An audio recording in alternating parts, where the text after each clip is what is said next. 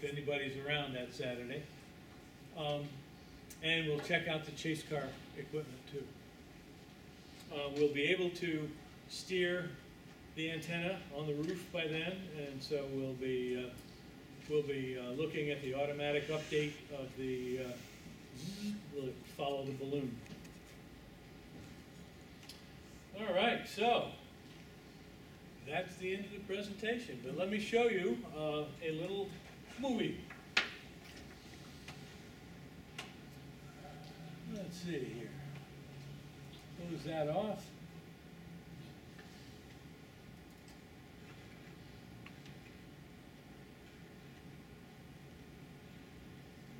All right. I don't know if we're going to have sound or not if I do this. Well, the sound will play through your It will, huh? computer, yeah. Let me turn up my sound then before I start the movie. Come on, where are you? There it is.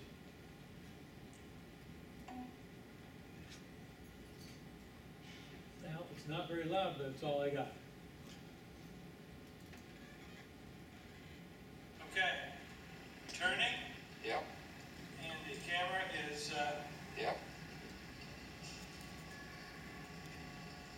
if I keep turning, the camera will decide it's gone far enough and turn around and head back that way. Okay, do that again. The servos are slow. We're going to be running at a higher voltage in the air, so the servos will be about twice as fast. It was headed that way before. Cool. Now we're going to swing the whole contraption. And what you're going to watch is this is actually in 3 axes trying to stay in the same direction. And it's moving and roll a little bit and pitch and yaw as well. See the roll changing with the swing. Batteries are in here, the microprocessor here, and the transmitter's up above.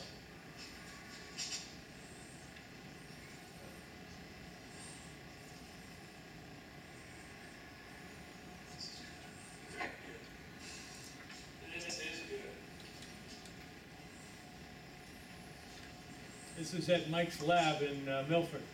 Yeah. Did you write software? Oh, absolutely. You betcha. Okay, so There's a lot of software in there. It doesn't come as a package. You got No, to sir. put it all together. Yeah. Who wrote the software? A fellow by the name of Eric Klaus, who's our 3rd member. He's a good friend of Mike's from Hartford area.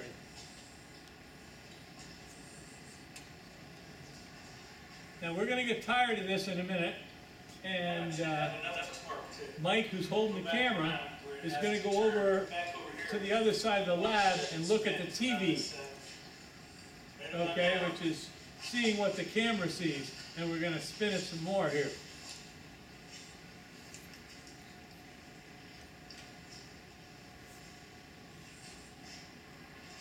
It's still looking about the same direction, just about, yeah. Okay, you grab the joystick and tweak it if you need to.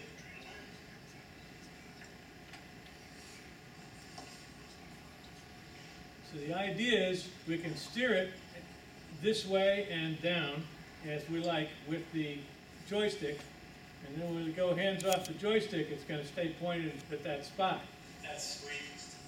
And it has a 3-axis compass, so it knows where north is. And it has the gyroscope, so it can respond to changes in attitude. We'll give it a little. Here we go. Now over here, there's a TV. There's a little Yagi up above for 432 megahertz up here, and the television. That's it. Close in at the floor, and we are moving with respect to the floor. But you have to look at the camera. It's still watching my shoes. You see this fella's shoes? The idea is, he's close to, and we're swinging, and he's close. He's very close to us, so he's going to move with respect to us, right? But you gotta picture this thing is at 40,000 feet and it's swinging. The idea is to stay in the same direction in space. Yep.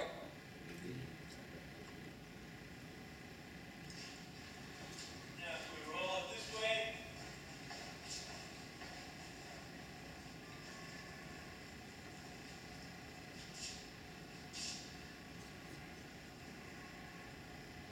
And right about now, we actually had a wire break.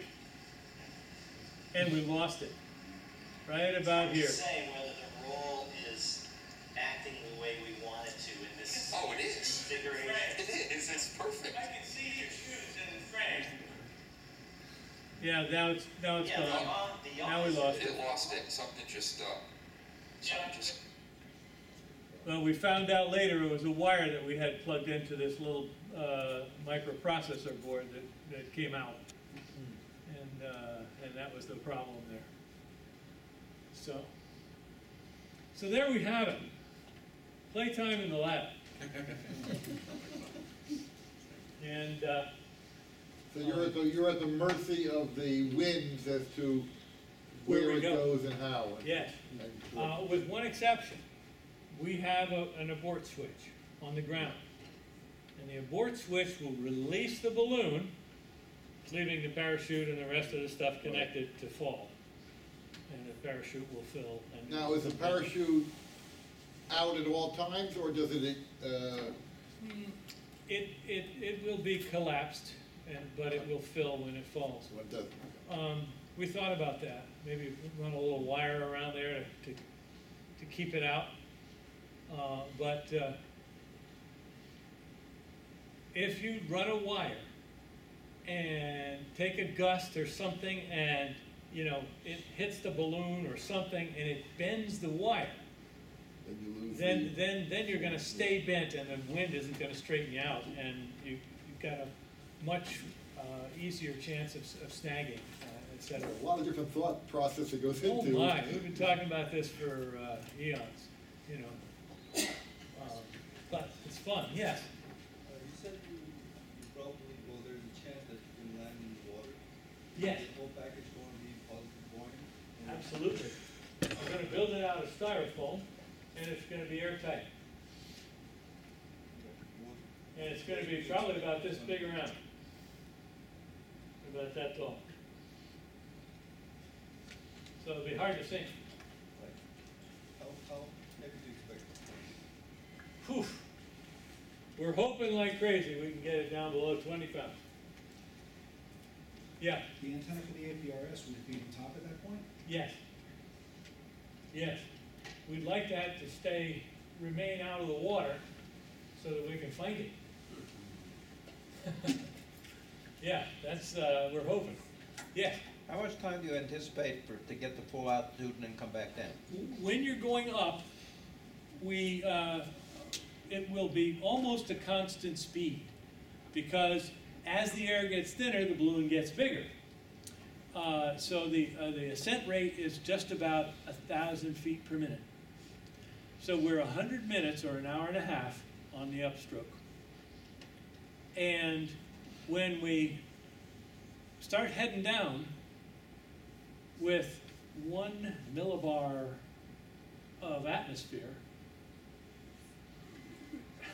You're coming down the fast. parachute ain't stopping us. So we're gonna be heading down at a great rate, probably 140, 200 miles an hour, until 30,000 feet or 40,000, and the thing will fill out and we'll come down slower. We're thinking maybe, geez, the TV camera is only $100. If you put a switch in there and put a TV camera watching the balloon too, you know, you could watch the balloon and the parachute and all that if you wanted to switch it. Do you have a drogue chute to slow it down before you put out the Well, parachute? the parachute's going to be out. Oh, okay. Um, I'm just wondering when if it you're coming fills, it down at a real fills. rapid rate and all of a sudden it starts, filling up quick. That's an abrupt stop. I think it's going to have to be gradual, because there's no air, and then there's Okay. a little more air, and a little more air. Take good You'll pictures. see it fill out very slowly. You know, But, What kind of problems do you have with the FAA as far as, well, the FAA needs to be involved. The FAA needs to know what you're gonna do, what your plans are, several weeks before launch. They're gonna set, file, they call them, NOTAMs, Notice to Airmen. Right. That'll get published. And, so that all the aircraft will know that there's gonna be a balloon in the area at the time. And, then you are required to tell them the day before that it's still on, the morning of, and then you're required to give them a call at launch time. So they can say it's on the way up. do you have to update them with the location as it's coming down or going We up? will be able to. Haven't ascertained that they want the location yet. Not sure. They'll see it on radar anyway. They will see it on radar. You said there's a radar. Well, depending on how much metal you have in there. Well, it's got a reflector. The radar reflector Yeah. pops it out pretty good. Yeah, they do work. Yeah, Mike is gonna bring his radar to, over to the museum. He has a radar for his boat. And we'll take a look at it on there. I mean, I've used that reflector. I mean, all it is Just tinfoil over, a very light frame. cardboard or something. Yeah. Squeezed together. Yeah, yeah. I'm surprised at how little it's gonna travel from Bridgeport. And why is that? Why isn't it being swept hundreds of miles? Well, It's the time there frame. was one or two simulations we did where it ended up 100 miles south of Long Island, out in the Atlantic. Depends on the wind. So if it's one of those days, you don't launch. But why not like Barcelona or something, you know? In other words, the guys in Texas launched it and it went out over to the Middle East somewhere, right? I don't remember the details. Actually, it was It California. was California, okay, even better. And they launched the balloon, Yeah, and they intended to do what they were doing. yeah. So they didn't fill it as full. Oh, okay, so it didn't So burst. it attained its maximum altitude Right, and without bursting. without bursting. So that's what you do differently. And it just floated. And they picked it up and it came down very suddenly, very quickly, in a span of about, minutes. Yeah, It came down in the middle of the Mediterranean Yeah, Ocean. yeah. And they tracked it over there. That's The amazing. amateur radio guys tracked it in, coming down in the, So this is just a proof of concept. That'll be your next launch, right? actually, I would love to be able to steer it. By up and down, right? Winds aloft. Well, no, I'd love to No, be by able to, pressure. as we're coming down, Yeah. I'd like to be able to fly it. How would you do Now, that? I'm never gonna make it back to home base. Yeah, right. But I'll be able to fly it I'll have control. Nozzles and release pressure and direction. Oh, parachute, Oh, still type a parachute. control. Paragliders can do it, so you can Yes, do it. a paraglider. Yeah. That's interesting. If, you don't want it to come down in the middle of the No, in the the middle Long of the Island water. Expressway at rush hour. Yeah, well, right, that's true. Yeah, good point. Why? All the cars would be parked. Very good observation. But, if you have directional control, Yeah. you can avoid that and just Yeah. pick a golf course. Yeah. Interesting. So, yeah, Is it possible to, since you mentioned robotics, is it possible to deploy like a glider, free glider, and just use regular RC? wouldn't you love it? There are definite regulations for this stuff, though. There are dimensions that have to be followed. And basically, and this is FAA stuff, when you send up a balloon, and let's pretend that it is falling in free fall with no parachute for some unknown reason. It has to be of a certain size compared to its weight. I think they want a maximum you know, no, a maximum, Terminal terminal velocity is the word I'm looking for, yeah. You know, there's certain sizes that you have to make your package. And you could probably sell it to the FAA if you had a pretty good glider design and had, you know, debugged the release and this and that. But if you get things fouled and you have a heavier than air craft up there that's falling and has a fair amount of weight to it, that's not good.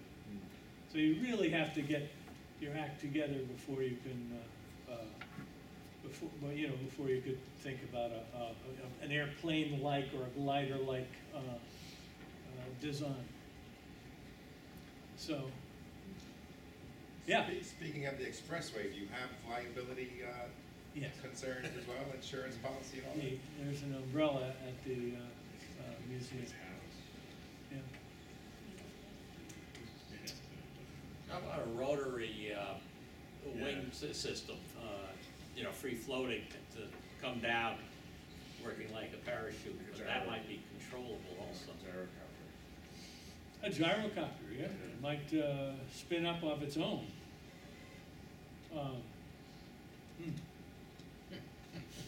I'll be glad to accept your design. Counter-rotating gyro.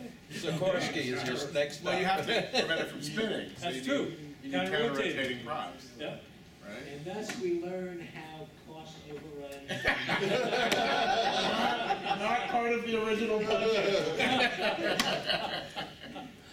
Next time you hear about That's something right. like that happening in government, you understand that's old Tony O'Connor's fault. Hey, What's a couple of counter-rotating I was props? back at Gould in the days of the $400 hammer. Any of you remember that Oh, one? yeah. Yes. Oh, yeah. You know how, you wanna know how that happened? DD 250. Yes, exactly. What'd you say? When you sell equipment to the government, you have to have a DD 250 with line items. 14 copies to different places. Yes, and we were selling $10 million worth of computer equipment to the government. And we were required, and in addition, we were selling 3 man-years of tech support. That was all on the thing. And you are required to put down as a separate line item on the DD 250, all the tools necessary to open the crate. A hammer. So a $15 hammer went on there. Now, the law says that you have to amortize all of the tech support evenly across all the line items of the contract. So 3 man-years of tech support Got amortized. got amortized onto a $15 hammer and it became $400. There you go. And that's procurement law that did that. Interesting. Now, how are you gonna promote or advertise when you're launching, prior to the launch, to get as much input? Maximize. Well, from- the the advertising is something that the museum does pretty well. That's part of their bread and butter. But is that in the Bridgeport area or expanded beyond it? Well, we're gonna need to expand beyond that. And part of why I'm standing here tonight is to garner the support of the amateur radio community and get a few guys who are interested enough to tune in and follow us that day. You know, just watch it as we have our adventure. Yeah. I mean, theoretically, with a cable-ready TV and a reasonable antenna, we ought to be able to pick up the video. That's correct. Yeah. That's correct. And you can definitely, you know, you can watch the APRS. Oh, the APRS would be easy, yeah. That's easy. Yeah. And most of the telemetry will be there. Yeah. And so it's gonna be a fun thing, and we'll be able to watch the the chase planes and boats and cars converging on the scene. That'll be fun. We're running away from landing right. The chute is Yeah. collapsed and it's coming. Yes, That's cool. well, it promises to be an interesting time. Now, the chase planes are gonna be RCs, of course. Drones. Drones, yeah. Wouldn't you like that? Come out of Westchester That would be cool. Yeah. Yeah, we could Yeah, send a that- drone after it to pick up the VHF. Right. When it's too low next to the water for the other stations around the place to get. Yeah, like over. You know, You could send a Seriously, that would predator be a good drone mission in for case someone it's else. I know, crashing I somewhere. thought of that. You can See if you In case guys you all need to around shoot the it sky. down, yeah. Yep. Thank you very, very much. I really enjoyed giving this spiel to you, and I hope you have.